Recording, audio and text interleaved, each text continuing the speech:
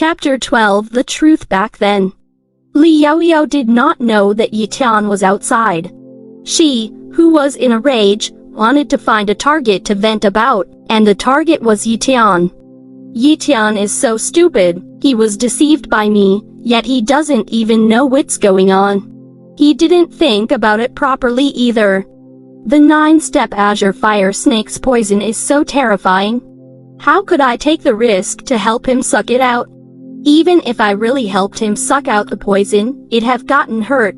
At that time, I only made up a few lies, but he really thought that I was his savior and has been obedient to me ever since.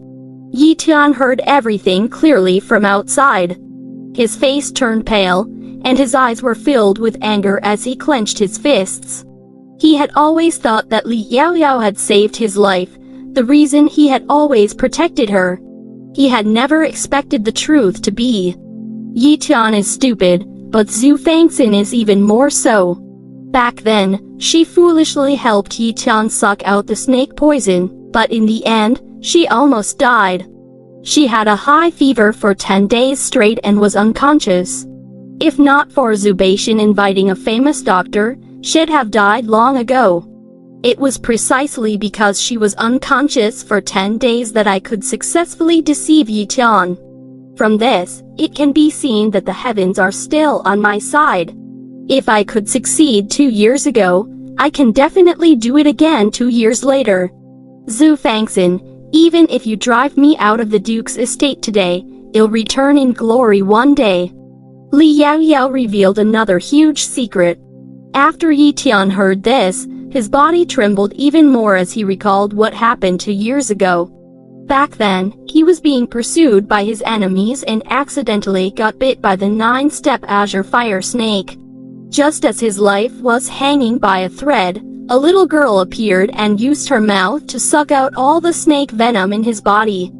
At that time, he was in a daze. When he woke up, Li Yaoyao was by his side. She said that she had saved him, so he just took her word for it. Unexpectedly, his real savior was Xue Fanxin, whom he had always hated. 2 years ago, when he was poisoned by the snake venom, Xue Fanxin had indeed been in a coma for 10 days. Her fever had not subsided, and she almost died. At that time, all his attention was on Li Yaoyao, and he didn't care about Xue Fanxin at all. He didn't even visit her once. What was he doing? Not only had he repaid the wrong person, but he also spoke so harshly to his real savior. Just now, Yi Tian did not dare to continue thinking and was in no mood to eavesdrop. He laughed like a zombie. Li Yaoyao did not know that Yi Tian had come and gone.